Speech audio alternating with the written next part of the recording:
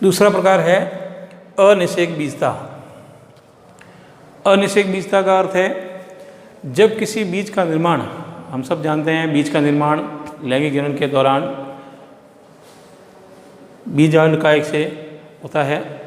तो यदि बीज का निर्माण बीजांडकाय की किसी भी 2n कोशिका से, जरूरी नहीं है कि बीजांड से ही हो, तो 2n कोशिका अर्थात द्विगुणित किसी भी कोशिका जो बीजांडकाय की है से अगर होता है, अर्थात 2n भ्रूण कोश की किसी भी कोशिका से यदि होता है, या तो बीजांडकाय की अथवा भ्रूण कोश की किसी भी द्विगुणित कोशिका से यदि होता है, तो उसे हम अनिषेक बीजता कहेंगे। अर्थात बीज का निर्माण 2n अर्थात मात्र कोशिका के समान ही होता है, इसलिए लक्षण समान ही पाए जाते हैं। आइए एक नया टॉपिक है अगला, जिसे हम पॉलीएम्ब्रियोगोनी कहते हैं, अर्थात बहुभ्रूणता। बहुभ्रूणता नाम से स्पष्ट होता है। बहुभ्रूणता का अर्थ है बहुभ्रूण, एक से अधिक भ्रूणों का विकास।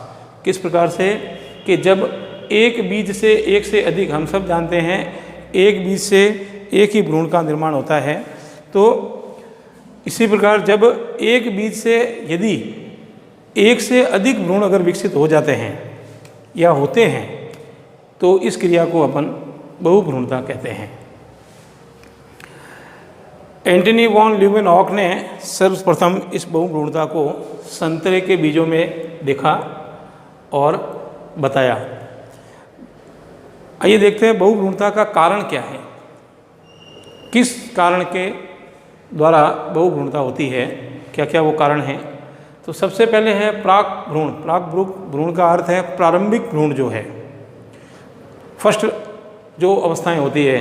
अर्धसूत्री विभाजन के बाद जब भ्रूण में डेवलपमेंट होता है, अलग अलग कंडीशन आती है, अलग अलग स्टेज आती है, उसी एक स्टेज का नाम है विदलन, क्लीवेज अवस्था।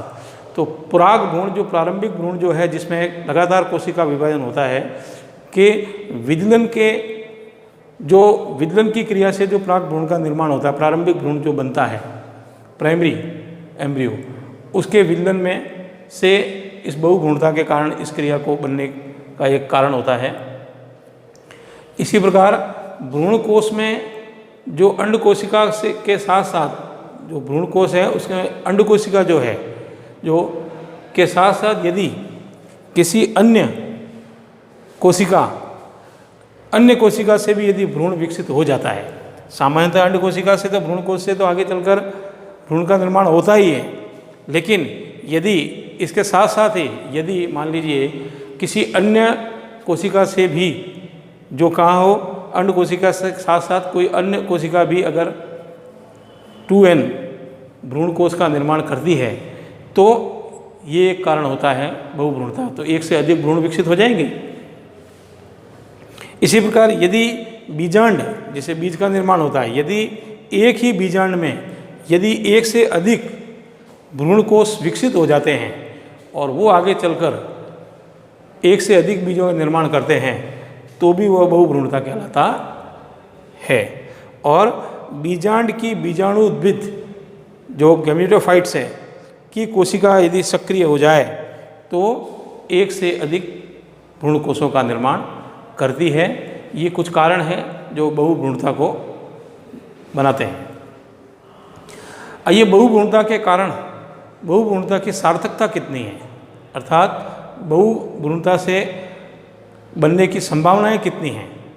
तो सबसे पहले बीजांडकाय जो होता है एम्ब्रियो से, तो बीजांडकाय से विकसित भ्रूणों से प्राप्त पादपोष से भरपूर होते हैं। जब भी भ्रूणपोष के अंदर एक से अधिक भ्रूणपोषों का निर्माण होता है, तो उनमें संकर ओज अर्थात पादप ओज से भरपूर होते हैं वे पादप। जो अगुणित भ्रूण होता है, अगुणित भ्रूणों का जो कोशिका विज्ञान है, उसमें इसका महत्वपूर्ण उपयोग है, क्योंकि एक से अधिक भ्रूणों का निर्माण होता है, तो हमको अलग अलग पादपों की आवश्यकता न होकर एक ही पादप से कई भ्रूणों को प्राप्त किया जा सकता है। और विकसित होने वाला जो भ्रूण है वो हमेशा रोग रहित होते हैं, क्योंकि बिना निषेचन की क्रिया के हो रहा है, तो बनने वाले भ्रूण हैं उनके गुण मातृ कोशिका के समान ही होते हैं, जिससे भ्रूण जो बनते हैं उनमें वे ही गुण होंगे जो मातृ कोशिका में गुरु बीजाणु में होते हैं। और कई भ्रूणों का निर्माण होता है, इसलिए हमको एक से अधिक प्रकार के विकल्प चुनने को मिलते हैं, अर्थात एक भ्रूण से कई भ्रूण बनते हैं और अधिक भ्रूणों को हम एक साथ प्राप्त कर सकते हैं। आइए हम पढ़ते हैं बहुभ्रूणता के कारण। आइए देखते हैं। सबसे पहले विदलन बहुभ्रूणता। विदलन बहुभ्रूणता का अर्थ है यदि युग्मनज का जब एम्ब्रियो का आगे निषेचन के बाद जो युग्मनज बनता है द्विगुणित होता है, और द्विगुणित होने के बाद उसका जब आगे डेवलपमेंट होता है तो भ्रूण का निर्माण होता है कि एक अवस्था विदलन। यदि युग्मनज में जो विदलन अवस्था आती है जिससे भ्रूण आगे चलकर जो भ्रूण बनेगा, उससे पहले जो विदलन अवस्था है होने से यदि उसमें एक से अधिक भ्रूण विकसित हो जाते हैं या बन जाते हैं तो इस क्रिया को अपन विदलन बहुभ्रूणता कहते हैं। उदाहरण के लिए विलोफिया में 3 प्रकार की बहुभ्रूणता पाई जाती है। कैसे? सबसे पहले ये है युग्मनज में अनियमित, यदि युग्मनज जो जाइगोट है उसमें यदि अनियमित विभाजन हो जाए, इरेगुलर, तो निभाग की ओर वाला जो भाग है की ओर वाली जो कोशिकाएं होती है वो डेवलपमेंट होकर यानी वृद्धि कर लेती हैं, जिसके कारण भी बहुभ्रूणता बनती है। दूसरा है प्राक भ्रूण, यानी प्रारंभिक जो एम्ब्रियो है उसमें यदि अति वृद्धि हो जाए, डेवलपमेंट कोशिका विभाजन अधिक हो जाए तो भी बहुभ्रूणता का कारण हो सकता है। और यदि प्राक भ्रूण में शाखित हो जाता है, कई बार 1 से 2 अवस्थाओं में बढ़ जाता है, जिससे एक से अधिक भ्रूणों का निर्माण होता है। दूसरा प्रकार है अंड कोशिका के अतिरिक्त, यदि अंडे की कोशिका जो है उसके अतिरिक्त यदि भ्रूण कोश की किसी भी अन्य कोशिका से अगर निर्माण होता है तो इसमें निषेचन अथवा अनिषेचित जो सहायक कोशिकाएं हैं, अन्य कोशिकाएं जो होती है से यदि भ्रूण विकास होता है तो भी बहुभ्रूणता का कारण बनता है। तीसरा है बीजांड में, यदि जो बीजांड वाला भाग है यदि उसमें एक से अधिक भ्रूणकोश विकसित हो जाते हैं और सभी भ्रूणकोश आगे चलकर विकसित हो जाते हैं या बनते हैं तो भी इस प्रकार की बहुभ्रूणता होने का कारण बनता है। उदाहरण के लिए कैंजुराइना मोंटाना में एक ही बीजांड से एक से अधिक भ्रूण विकसित होते हैं।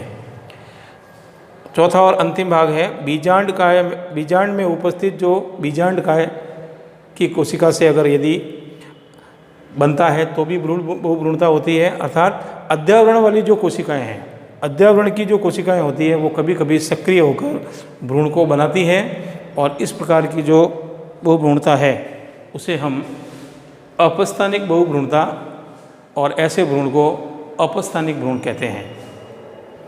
इसी के साथ ही हमारा जो अध्याय 4 है वो समाप्त हो रहा है और प्रथम यूनिट का ये अंतिम लेसन था। इसके साथ ही हमारा प्रथम यूनिट पूरा हो गया है। आगे हम दूसरी यूनिट के प्रथम अध्याय के बारे में जानकारी प्राप्त करेंगे। धन्यवाद।